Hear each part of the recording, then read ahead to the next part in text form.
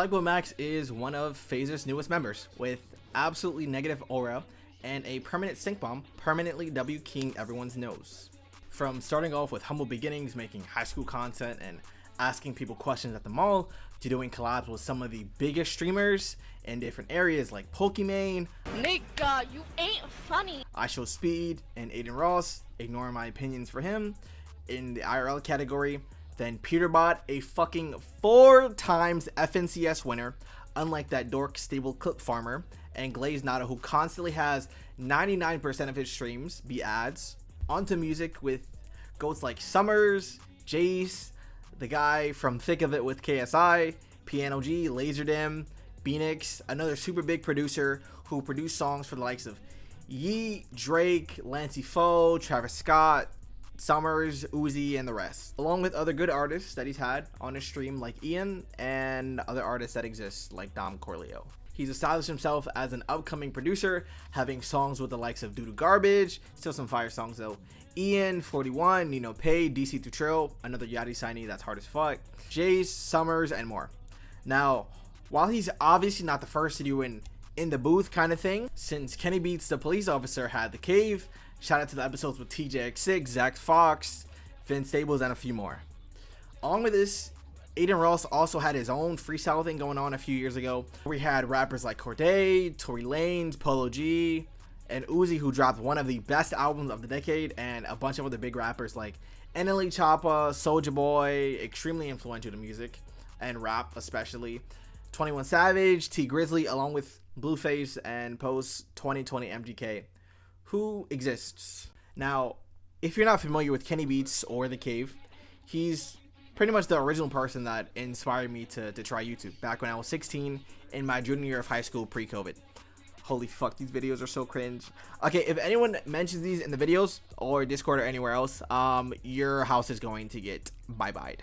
And then you and King Von will be looking up at me. And y'all both gonna be staring at me just like this, watching me goon and beat my shit absolutely crazy style to Lexi Luna and Carmela Clutch at 2 in the morning. And I don't think you want to see that shit. Kenny Beats is a super sought after producer who mostly works on rap songs with artists like Denzel Curry, Vince Staples, Smino, Jid, O3 Gyardo, Ski Mask, Larry June, Slow Tie, Peggy, Rico Nasty, and those types of artists, along with other kind of indie artists like Mark Rebellier and Omar Apollo. Occasionally he'll do a song with like the Baby, Lil Baby, Gucci Mane, Ed Sheeran, and a bunch of other people as well. On Kenny Beats is The Cave, here's the formula. They start off with a welcome, yap for a bit, decide on what beat to use since he has all the beats produced already, maybe argue over a tag. Did you just put a tag in my beat? They record in the booth, vibe to it, crack jokes, and end with it. With Aiden Ross's rap streams, if you're already watching this video, then you know the process. So you know it's insanely different from both Max's version and Kenny's version. But honestly, by far the biggest differences between these two, besides Kenny having over a decade more of experience in music, along with a variety of guests as well, is one, the beats Max uses aren't always him, so we're not always fully sure of his production capabilities, since sometimes he uses, type beats from YouTube, sometimes beats from viewers, sometimes his own beats, and sometimes co-produced beats. Next, guests on Max's stream honestly aren't anywhere near as outgoing and entertaining as Kenny's guests, if we're gonna be honest. Now, you can chop that up to whatever you want to, whether it be him working with less artists generally, them being newer professional artists, or just generally not really having that type of personality. Now, music, there is a massive difference between a beat maker and a producer. A beat maker just, makes the beat and tells you to go fuck off, while a producer continues to work with the artist and kind of tweak the beat a bit to kind of make it more personalized for them, which Max does, and he also does it very well.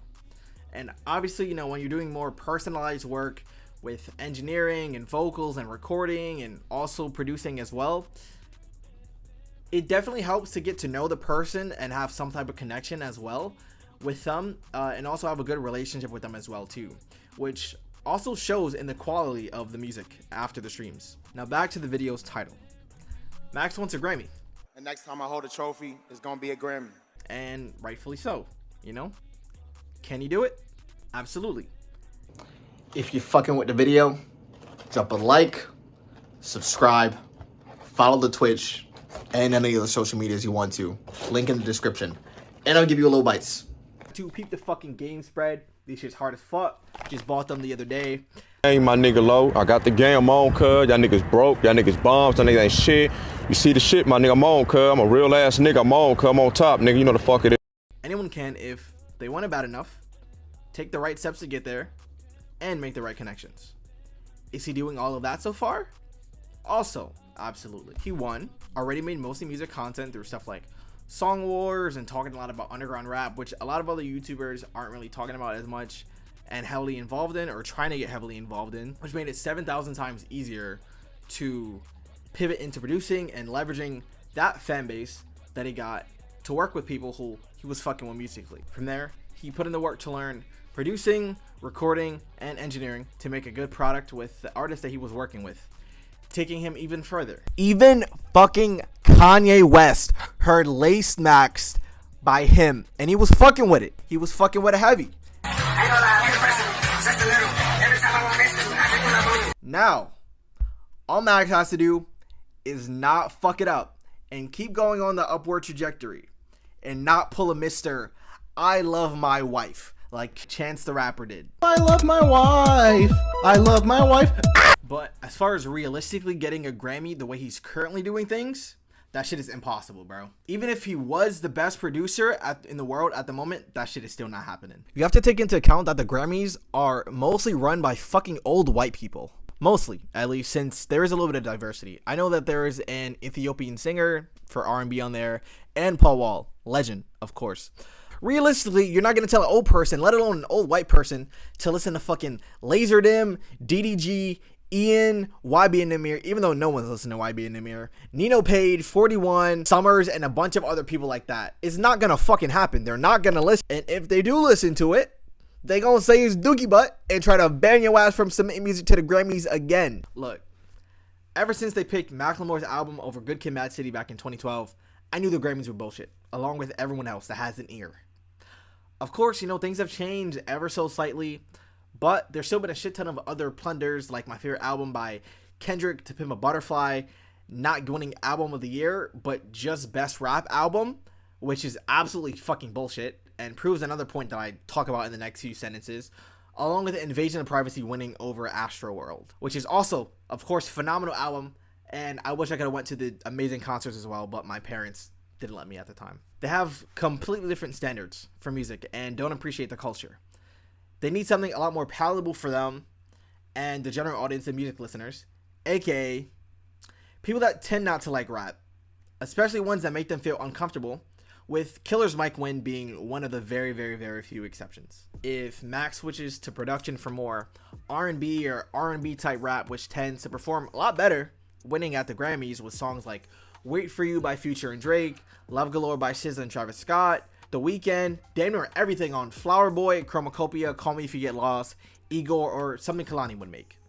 Now, granted, you know, some of these have a lot more advanced production compared to Max's current, you know, trap and jerk style beats, mostly for underground rappers. Granted, you know, I don't know shit about producing, but undoubtedly 100,000% he could win a Grammy.